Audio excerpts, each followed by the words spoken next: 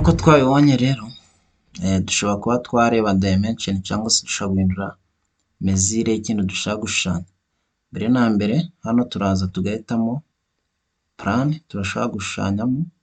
Urugero murabona dufite front plane, top plane, right plane. For example cyangwa urugero reka mfate top plane. Ukirikaho rimwe kuri plane ukeneye, uraza ugakirikaho rimwe, then ukajya kuri kano kazamutse niko twita number 2. Bivuga ngo hano twemerewe kuba twagira ute twafata igishushanyo. Hano rero imaze kubona iyi plane, uraza ugahitamo muri command manager tugafata sketch.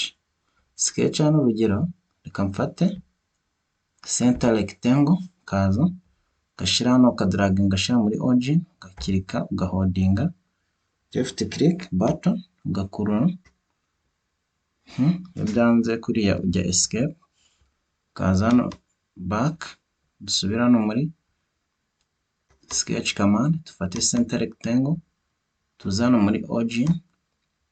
Murabona ko ije tukirike left click once, right click then select. Ubwo rero dushaka kuza hano tukaza muri dimension, aho dushaka gufata select dimension, ariko mbere ko dufata dimension tugomba kubanza twasettinga dimension. Izi dimension ujye tuzisettinga, ushaka kuza hano hasi kuri, murabona dufite mmgs, bivuga mmgs units bivuga millimeter gram second. Kiritse ko nega fresh gahagaze cyakara agatiriye ngo baguhereza ese turakoresha iyo types of system. Ubu hano dushaka guhitamo IPS inch pound system. Murabona ko hano hejuru itiza, ariko twe dukeneye gukoresha iyi millimeter gram second. Hano ushaka guta cyane uyihindura, ukaza ukaba wanyura hano hejuru aho ufata option, then hano muri option ukaza muri document property.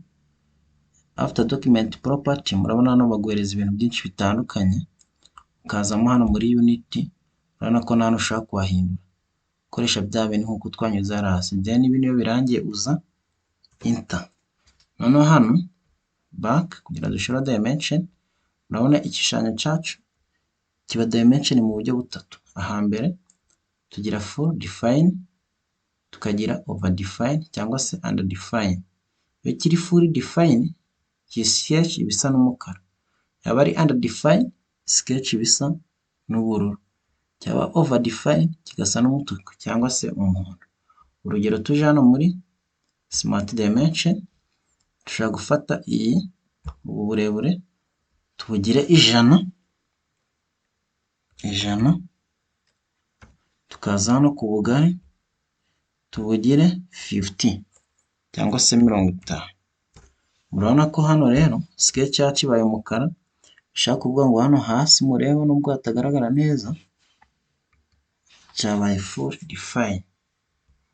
Ubwo rero dushaka kuba twakongera tukadimensioninga kabereka uburyo gishobora kuba cyaba under define. Urugero tuje muri smart dimension tugafata iyi dimension yonyine cyangwa se ubu burebure tukabugira 100 nanone, enter. Murabona ko igishushanyo kiracyari ubururu, bishaka kuvuga ngo kiri under define, ntabwo kiraba defined. Hano dukomeje tugashiraho ubugari 50, enter. Murabona ko kibaye umukara, kibaye full defined. Hano kigiye kuba over defined, na hano tuje tugashiraho 100, murabona ko ririho. Tukagaruka hano naho tugashiraho 50, then tukaba twaza tukavuga tuti kuva hano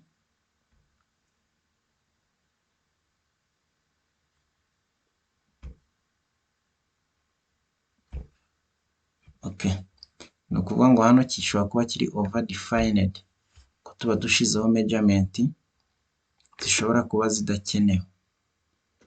Okay, murabona ko cyabaye over defined, cyabaye hinduye irindi bara umutuku cyangwa se umuhondo. Ubwo rero uko niko dushobora kuba twadimensioninga igishushanyo tugiye gushushanya muri part cyangwa se twakreatinze ya part twe ubwacu dukeneye kuba twakorera drawing. Nanone tumaze kubona fully defined cyangwa se tumaze gudimensioninga ya sketch yacu, niyo dushobora kuza tukaba twakora any operation cyangwa se twacongera thickness. Aha rero turaza tuka existinga sketch, twamara ku existinga sketch tukaza muri command manager tugahitamo feature, kuko always feature cyangwa se buri gihe feature ni iduha operation tugiye gukoresha. Urugero tuza duhitemo extrude boss bell, tuza dukirike kuri ya sketch. Hano ubwo tura extrudinze, murabona ko hano baduhaye tura extrudinga kuri kangahe. Iyo tuje hano kuri blind dushira blind, hano ni dimension, urugero harimo 10. None niba harimo 10 wenda twe dushaka ku extrudinga kuri 20, tubyandike mu 20 mm, then tuza hano kuri yes. Murabona ko igishushanyo cyacu twace extrudinze kuri 20. Iyo tumaze ku extrudinga birashoboka ko hano twakwa applyingaho feature cyangwa se tugashiraho fillet. Tuza hano muri sketch command feature, tukaza mu cyo bita fillet. Fillet dukiritseho dufite fillet cyangwa chamfer. Urugero dushizeho fillet, urabona ko hano fillet tugira fillet zitandukanye, aho tugira constant radius, variable radius, face fillet na full round. Urugero duhisemo constant radius, uraza ugakirika kuri edge ushaka gushiraho fillet. Urabona hano bari kutubwira ati items fillet, turashiraho fillet ya kangahe. Urugero dufite 10 ariko dushaka kuyongera tukayigira nka 12 urugero, then enter. Ninza hano nkemeza ya fillet irahita ijya, murabona ko yagiyeho. Ishaka kuvuga ngo rero no ku rundi ruhande nafata iyi edge, then kaza hano ngakomandinga fillet igakomeza ikabamo ya constant fillet, nkemeza hano. Iyo nemeje hano urabona ko na ruhande fillet yagiyeho. Karotatinga nkoresheje izi button zo kuri keyboard, ya left right left, nkoza nkongera nka applyinga indi fillet ku edge ya hano, then fillet okay. Nkongera nkagaruka ku yindi edge, naho nshobora gushiraho indi fillet, then harimo constant radius okay. Iyo ndangije nshaka kuba naza hano nkongera nkarebera sketch yanjye muri isometric. Murabona ko hano fillet yabaye applied. Ubwo hano maze ku applyinga fillet, birashoboka ko nafata face hano, nkaza no moto, nkaza kuri sketch command. Urugero reka mfate cycle, uraza hano kareba ese muri center ni he, kirika left click on right click select, kuko twabonye tukagaruka hano muri command manager ni sketch, tugafata smart dimension, tukaza tukadimensioninga, wenda uruziga rwacu turuhe 10, mesure 10 diameter, then enter. Hano tukabibura, nyuma dushobora kuza tugakora exist sketch, tukaza muri command manager sketch, dufate feature, twapplyinga extrude cut, duselectinga ya cycle. Urabona ko dushaka kuyirebera muri isometric, ko dushaka kwitobora ikagera hasi. Twe tuze hano cut extrude blind, dufate flow hole, then okay.